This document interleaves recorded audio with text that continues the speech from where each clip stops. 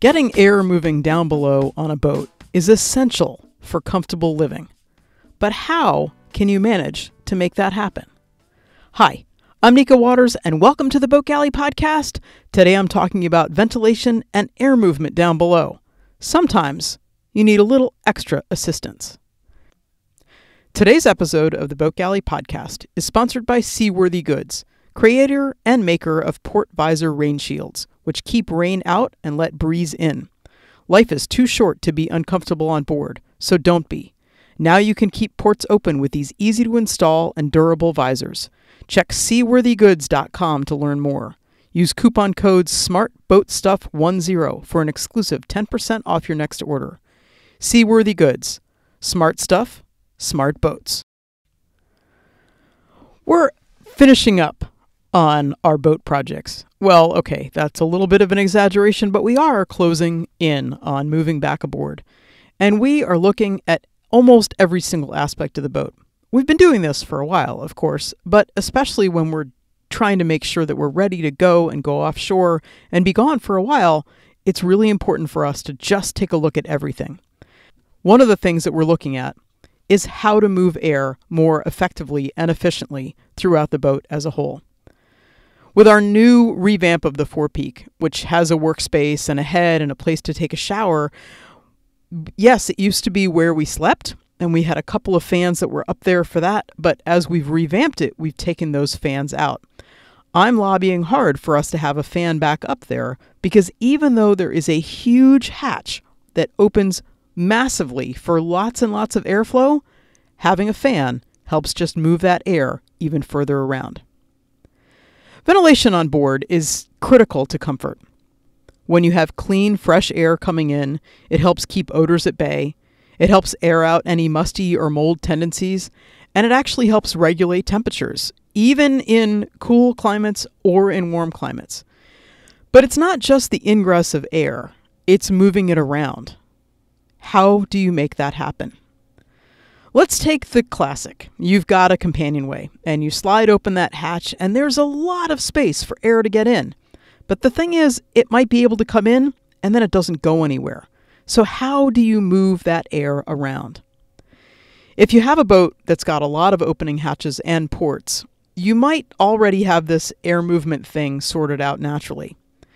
The thing is, a lot of times boats have hatches that open the same way. They all open forward because the idea is that you're just going to catch the air and it's going to funnel it through. But there's no air pressure differential that actually forces the air to move through the boat. And so in an ideal world, you've got one hatch that scoops air in and another hatch that opens backwards that forces the air and the air pressure to draw air through the boat. If you have a couple of opening ports on either side of the boat, you're in massive business because you've got cross ventilation and all kinds of airflow happening. Well, that's all fine and dandy, but what happens when it rains? Because generally, if it rains, you can't leave everything wide open. Well, maybe you have an awning that lets you keep hatches and ports open. Maybe you have something like those port visors from Seaworthy Goods, which are actually on our lusted after list. We don't have any yet, but boy, are they cool. There are these contraptions that you put over your ports, and you can leave the ports open when it rains. Maybe you actually don't have all those openings to begin with. And maybe all you have is that center hatch and a companionway, or your hatches all open the same way, which I talked about a little bit earlier.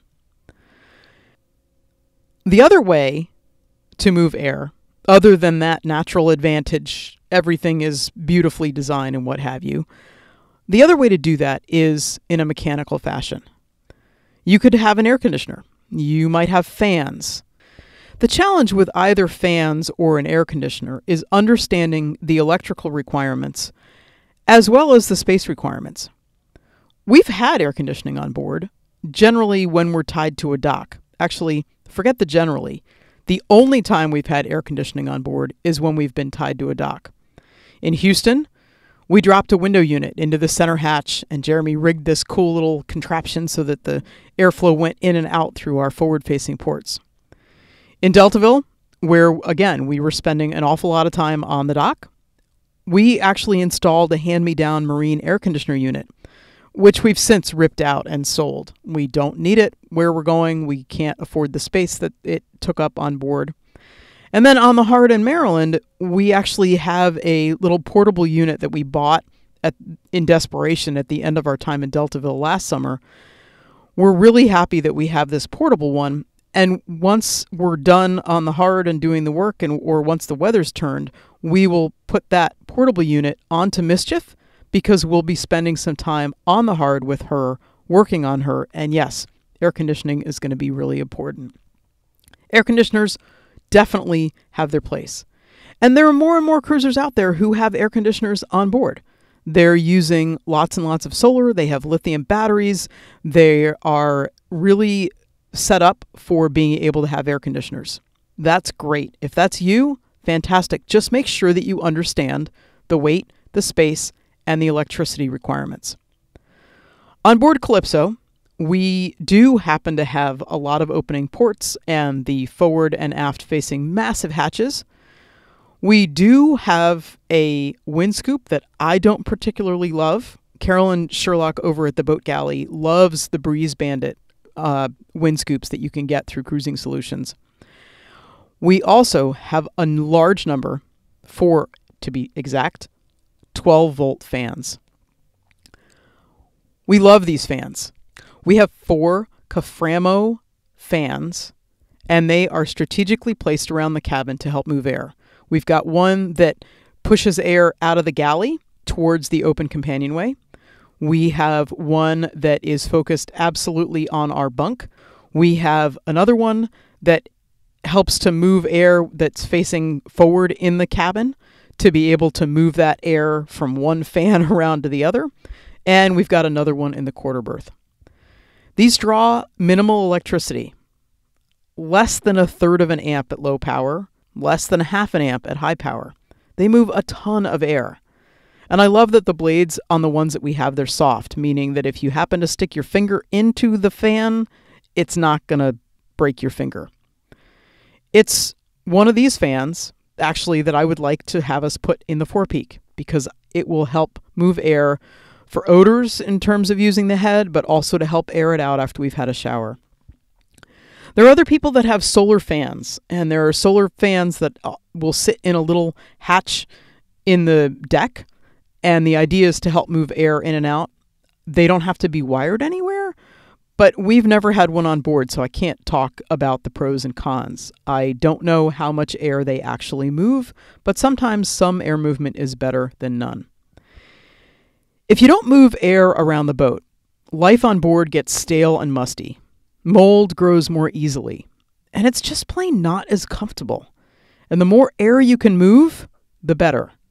Whether you're dealing with mechanical, natural advantage, or harnessing the wind in some way with a wind scoop. Get air moving down below for added comfort, and you will be a happy, happy cruiser. I can't wait to share an anchorage with you, and you can share your favorite ways of keeping air moving aboard as we both toast to the fact that we're living this incredible lifestyle. Thank you so much for listening to the Boat Galley podcast. If you happen to be going to the Annapolis Boat Show in October, please come by the Boat Galley booth and say hi. Carolyn will be there. I'll be there. There are lots of other people who will be there too, and we would love to meet any and all of our listeners. Have the most fantastic week.